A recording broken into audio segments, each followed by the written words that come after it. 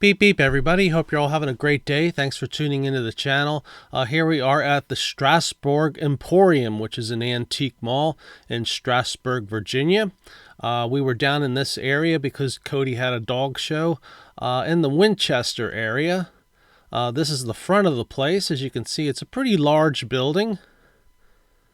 When you go inside, if you're looking specifically for sports cards, they will be on the right side of the building. This is found all the way in the very back. These are all autographed football cards. Looks like prices range between $17, $20, $35 I'm seeing.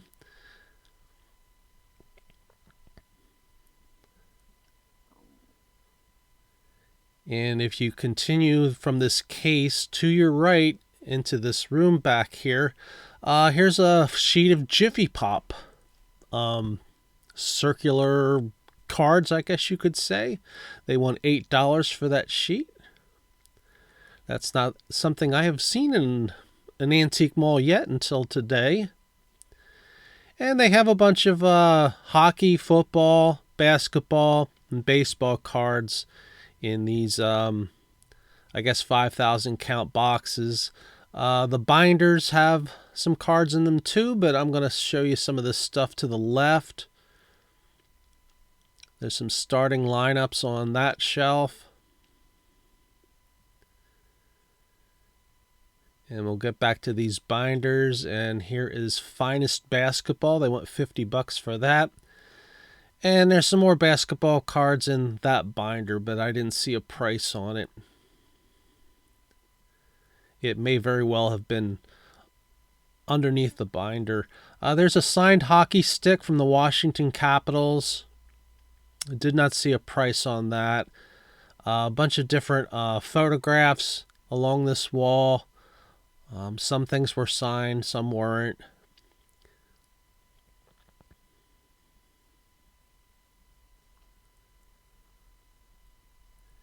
And there's a couple signed basketballs over here.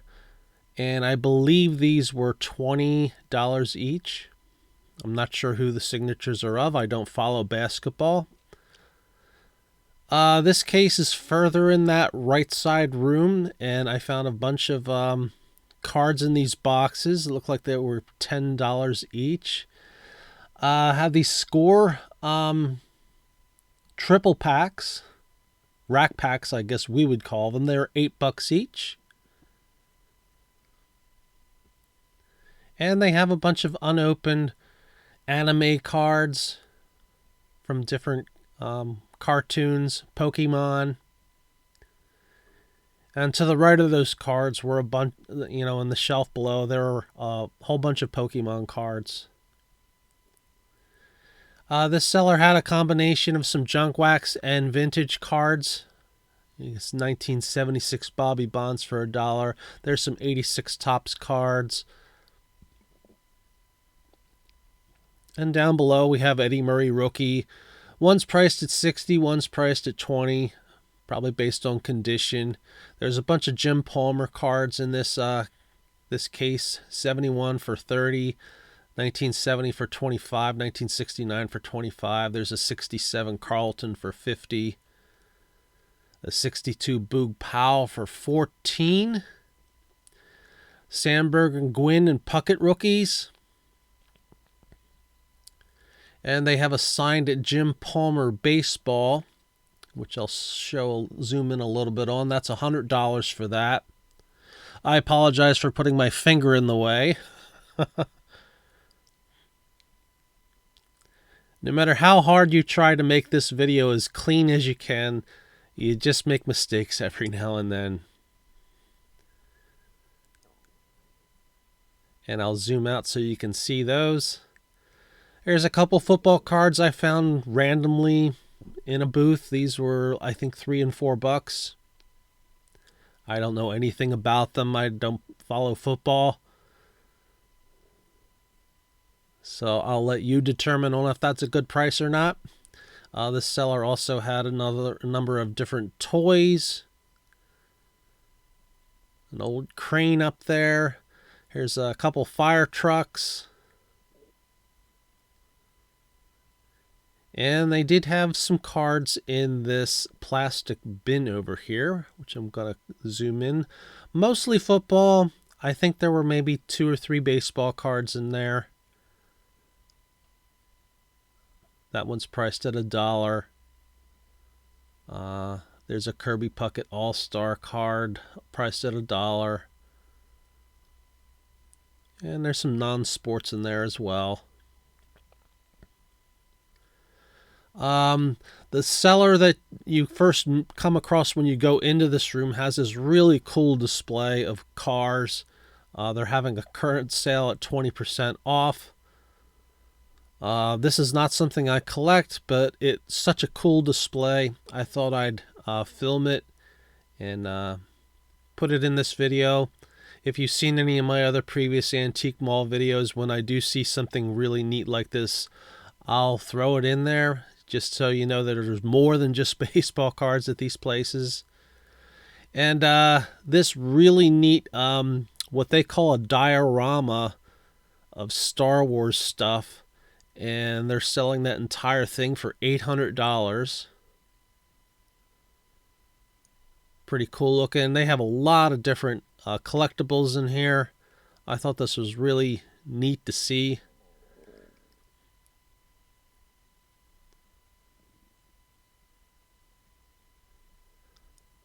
Lots of action figures.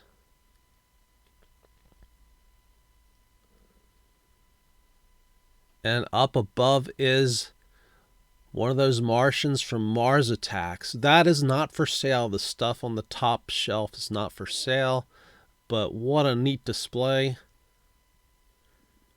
There's an R2-D2 on your left in box, which is something I've never seen before.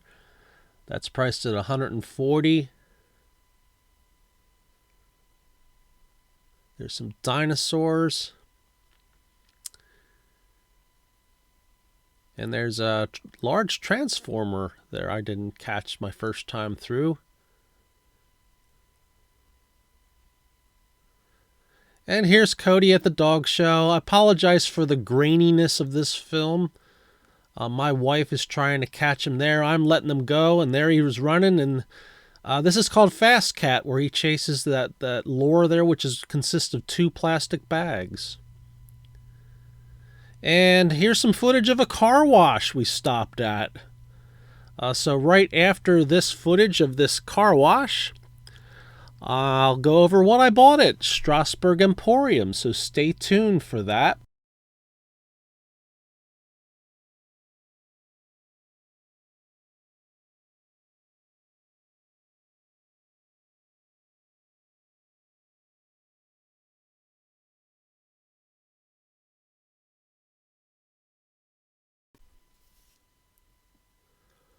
Alrighty, I hope you enjoyed that short tour of Strasburg Emporium in Strasburg, Virginia. We were down in that region because we had a dog show in the Winchester area where Cody chases a lure for 100 yards, and that is called Fast Cat. I don't exactly remember why it's called that, but that's what it's called. But anyway, let's get into what I bought here. You'll see this is just a random bunch of stuff, and there's some weird things in here too. Hit Parade insert card from 2005 Topps. This is Barry Bonds. Picked that one up for $1. This is from 1976 SSPC. This is Cecil Cooper. Picked that one up for 75 cents. There were some other SSPC cards in that 5,000 count box where the baseball cards were, but they were mostly common cards, but I believe they were all priced at 75 cents each. This is 2020 Topps Update Walmart Royal Blue insert of Anthony Rendon. Picked that one up for 75 cents. Go back to 2010 Topps. This is from the Legendary Lineage insert. And we have Reggie Jackson and Adam Dunn on this card, and this was 75 cents. This is Paul Molitor going all the way back to 1993. This is from Sports Card Magazine, back when they used to print cards on sheets and insert them into the magazines back in the late 80s and early 90s. I have a few magazines myself that still have the sheets intact inside the magazine. Plus, I have a stack of cards I bought some time ago where they were all cut neatly off the sheets, and that's what was done with this one. I picked this one up for 75 cents. That's what the back of the card looks like, and this is meant to model the 1968 top set. I did check this out on eBay, and there are people selling these as cut cards. There were 2 available as buy it nows, and I believe they were around the $4 price range, but I didn't see any sold comps for this. I sort of suspect $4 might be kind of high, but what do I know? I don't know how many of those were printed, and I don't know if there's really a lot of demand for them either. This is from 2020 Topps Chrome. This is a refractor of Rizal Iglesias. That's 75 cents for that.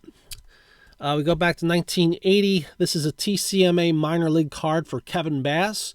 If any of you remember Kevin, he played for the Astros mostly during the 80s and put up quite a few decent seasons for them. So anytime I find an old TCMA minor league card out in the wild, especially priced at $2, for a player that I recognize, I pick it up. So I thought that was a nice pickup. This one goes back even further. This is from 1977 TCMA, and this is Win Remerswall, who pitched for 1 year for the Red Sox, I think in 1980, I believe. He was born in the Netherlands, so he was one of the few, I don't know how many players that were born in the Netherlands that played Major League Baseball, but he was one of the few that did. There is a spelling error on the front. That last name should be A-A-L, not A-E-L at the end.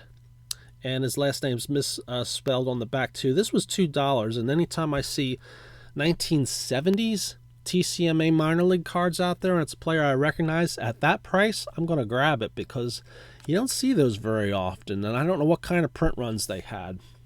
This is from 2019 Topps Now. This is on the road to opening day. Subset of that large set of Topps Now cards which are produced on demand by Topps, and the only place you can order them is from the Topps website or through eBay sellers or other sellers that acquire a bunch of them. This is Yu Darvish, and the print run on this one, let's see, I got this for $1. The print run on this was 526 were made. Dellin Betances, this is the 2015 Topps Rainbow Foil. Pick that one up for $1. We got some Miscuts, 1975 Topps Paul Popovich. That was 50 cents. Another one for Charlie Williams. Definitely love the 75 Topps Miscuts. I think they're really neat looking. That one's also 50 cents for the border colors and where the team names is. I think the Miscuts of these really look cool. This is a little bizarre card from 1974 Topps. This is Willie Montanez, and it has this yellow streak across it. I'm not sure exactly how this was produced. My guess is that some yellow ink, and as you can see there's a yellow border, so some yellow ink was used on this card, and probably in here where it's a combination of different colors. Might have been on a roller, and as the sheet was going through, left this imprint on here. I could be wrong about that. I'm not really sure how that's made. If there is an expert out there that knows how these printing flaws were made, please do leave a comment and correct me if I'm wrong about that, because I'm not entirely sure. Pick that one up for 50 cents. Anytime I see these weird printing flaws for a price like that, it's definitely something I'm going to grab. Oops, I knocked over Grimace there. 1973 Topps Bobby Bonds Miscut. Pick this one up for $1. And these two cards from 1961 were kind of a mystery to me on what's going on with them. As you can see, there's definitely something wrong with this card. This block down here should be red ink with white lettering, and this yellow block here should have red lettering for the position, and as you can see, that's completely missing. And there's something else going on here. There's this black faint text here, and this is actually the backside of another 1961 card. So I'm thinking there was a sheet that was laying on top of this, and the ink on the back of the card did not dry completely and left an impression on here. This stuff up here is actually a wax stain. I'll probably look at removing that at some point. I'm not sure if this was from sun fade or if this is from a yellow ink bleed. I'm not really entirely sure. As you can see, there's some pink coloring right here, suggesting maybe the red bled into this portion of it. I've looked at other cards of this, and I'm not really seeing much difference between this and those cards for the photo portion. So if there was sun fade, it didn't affect this as much. I am seeing some pink over here too. So I don't know. There might be some ink bleed. There might be a combination of ink bleed and sun fade, or this might be just mostly sun fade. So I'm not entirely sure what's going on with this card. I did pick it up for 75 cents, but it's when something weird like this is going on, yeah, I'm really interested in it. That's something I like to collect. This last card from 1961 Topps is Mel Roach. As you can see, the red ink of the lettering here has faded as it's going across here, almost where you can barely see the H. And I didn't notice that. I was wrong about this. This is where the team goes, and that's in red ink, and the team or the position is completely missing from this one. So I have a feeling that might be ink bleed, but I don't know. But what's more interesting about this is what's going on here on the right side of the card. You see his ear is yellow, and I did check this out on eBay, and I could not find another card that had this problem, but his ear should be the same color as his face. So something's going on here, and I'm thinking it's ink bleed. You'll see that there's a greenish hue all across here, and that's, yellow mixed with blue. Gives you sort of a greenish kind of mixture there. So I'm thinking this was a yellow bleed that happened to this. I'm not so sure that this is sun fade. I paid $4 for that one. I know that sounds kind of high, but I've never seen one quite like this, so I think it was worth it.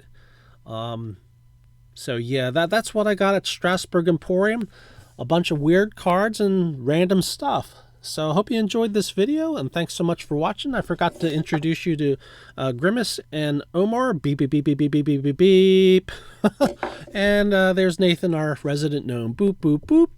So thank you very much for watching. Appreciate your support, and take care, everyone. Hope you all have a wonderful rest of your day. Don't forget to leave a beep, beep in the comments section. Beep, beep, everybody.